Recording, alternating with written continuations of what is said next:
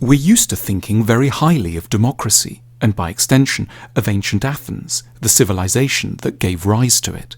The Parthenon has become almost a byword for democratic values, which is why so many leaders of democracies like to be photographed there.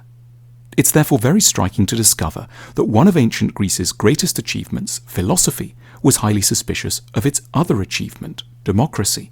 The founding father of Greek philosophy, Socrates, is portrayed in the dialogues of Plato as hugely pessimistic about the whole business of democracy. In Book 6 of the Republic, Plato describes Socrates falling into conversation with a character called Adimantus and trying to get him to see the flaws of democracy by comparing a society to a ship. If you were heading out on a journey by sea, asks Socrates, who would you ideally want deciding who was in charge of the vessel? Just anyone, or people educated in the rules and demands of seafaring? The latter, of course, says Adimantus. So why then, responds Socrates, do we keep thinking that any old person should be fit to judge who should be the ruler of a country? Socrates' point is that voting in an election is a skill, not a random intuition. And like any skill, it needs to be taught systematically to people. Letting the citizenry vote without an education is as irresponsible as putting them in charge of a trireme sailing to Samos in a storm. Socrates was to have first-hand catastrophic experience of the foolishness of voters.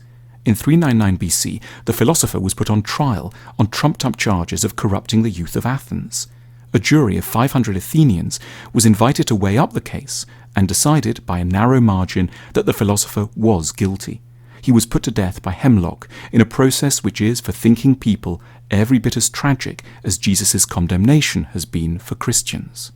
Crucially, Socrates was not elitist in the normal sense. He didn't believe that a narrow few should only ever vote. He did, however, insist that only those who had thought about issues rationally and deeply should be let near a vote. We have forgotten this distinction between an intellectual democracy and a democracy by birthright. We have given the vote to all without connecting it to wisdom. And Socrates knew exactly where that would lead, to a system the Greeks feared above all, demagoguery. Ancient Athens had painful experience of demagogues. For example, the louche figure of Alcibiades, a rich, charismatic, smooth-talking, wealthy man who eroded basic freedoms and helped to push Athens to its disastrous military adventures in Sicily. Socrates knew how easily people seeking election could exploit our desire for easy answers. He asked us to imagine an election debate between two candidates, one who was like a doctor and the other who was like a sweet shop owner. The sweet shop owner would say of his rival, "Look, this person here has worked many evils on you. He hurts you, gives you bitter potions, and tells you not to eat and drink whatever you like. He'll never serve you feasts of many and varied pleasant things like I will." Socrates asks us to consider the audience's response. Do you think the doctor would be able to reply effectively? The true answer, "I cause you trouble and go against your desires in order to help you," would cause an uproar among the voters, don't you think?